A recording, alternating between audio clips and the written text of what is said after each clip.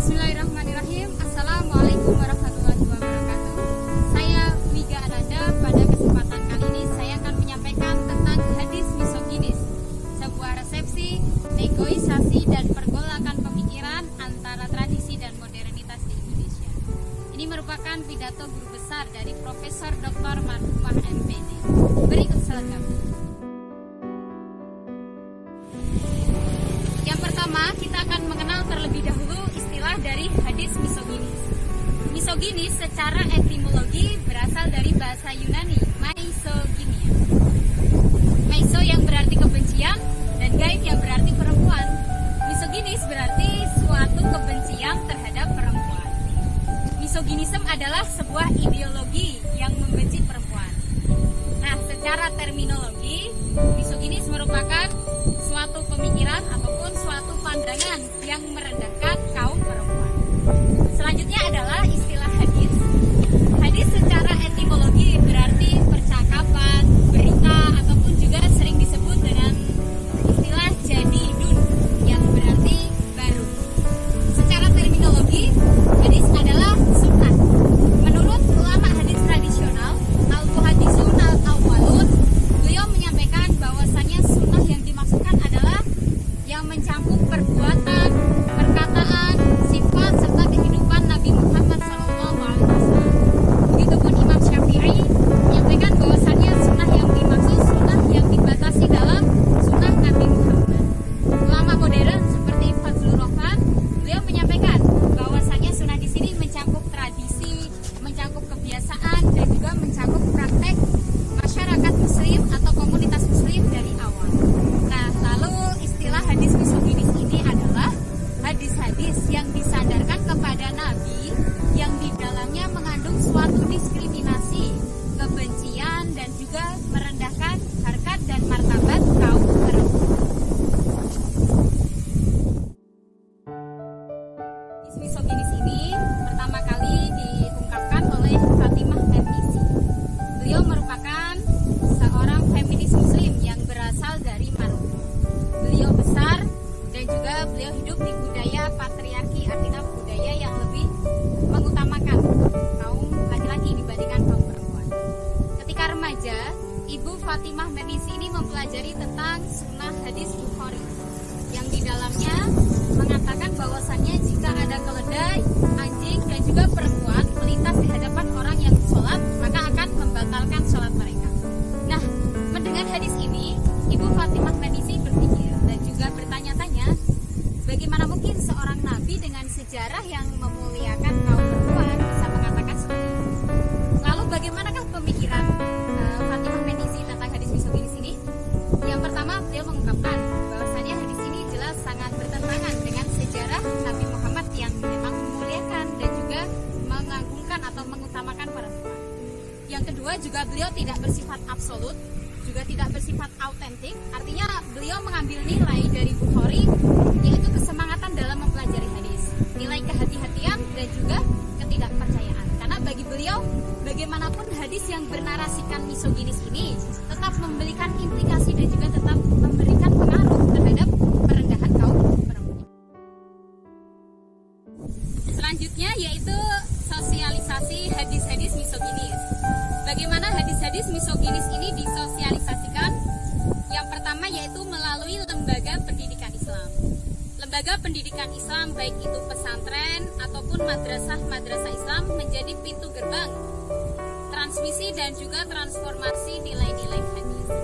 Yang kedua juga melalui guru pengajar. Guru pengajar yang memiliki pemahaman dominasi patriarki serta pemahaman gender yang masih tradisional. Juga pembelajaran yang bersifat monolog, artinya guru selalu difigurkan atau mayoritas difigurkan dengan peran laki-laki yang memiliki otoritas keagamaan.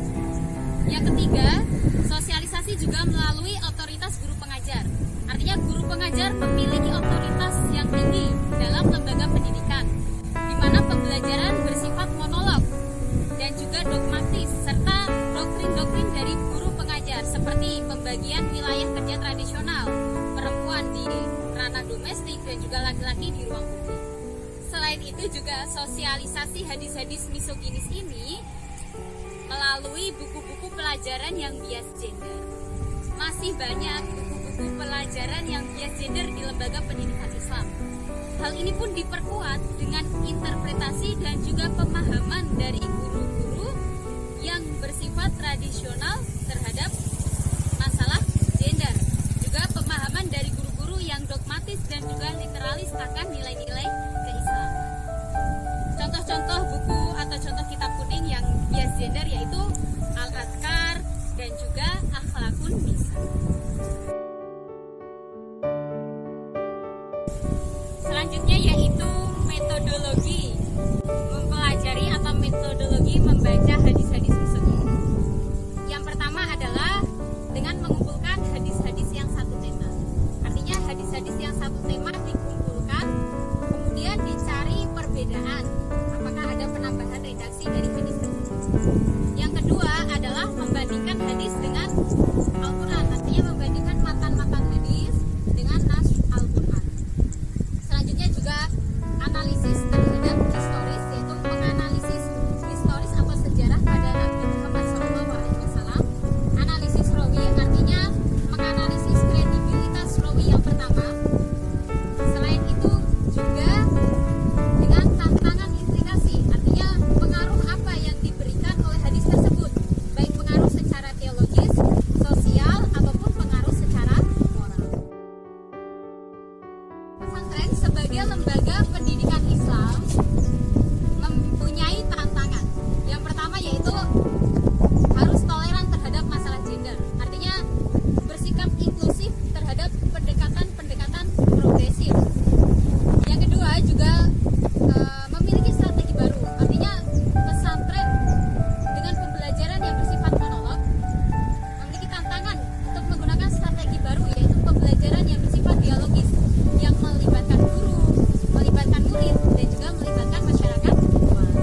Selain itu juga tantangannya menggunakan strategi baru, yaitu menggunakan pendekatan interdisipliner. Artinya tidak dogmatis dan juga tidak hanya literalis. Juga tantangan pesantren ada pada kualifikasi output. Artinya output dari pesantren ataupun alumni-alumni pesantren diharapkan tidak hanya menjadi pribadi yang literalis dan juga konservatif, tetapi mampu berperan dan juga mampu bersikap terbuka terhadap persoalan gender, baik itu di keluarga, di kemitraan, ataupun di komunitas. Dan yang terakhir adalah bagaimana merebut wacana hadis misogini. Seperti yang sudah kita ketahui bahwasannya hadis-hadis yang bernarasikan misoginis atau yang bernarasikan merendahkan perempuan ini, yang pertama jelas berbeda dengan sejarah Nabi Muhammad yang memang memuliakan dan sangat menghargai perempuan. Yang kedua, hadis-hadis misoginis ini juga bertentangan dengan prinsip-prinsip universal Al-Quran. Dan yang ketiga, bahayanya adalah hadis-hadis yang bernarasikan misoginis atau merendahkan perempuan ini dijadikan sumber legitimasi yang menjustifikasi terhadap perendahan kaum perempuan. Bagaimana merebutnya? Yang pertama, kita memposisikannya sebagai diskursus akademik. Artinya hadis ini bersikap terbuka untuk dikritisi. Yang kedua juga uji autentisitas atau uji keaslian dengan menguji ataupun melakukan kritik terhadap redaksi hadis.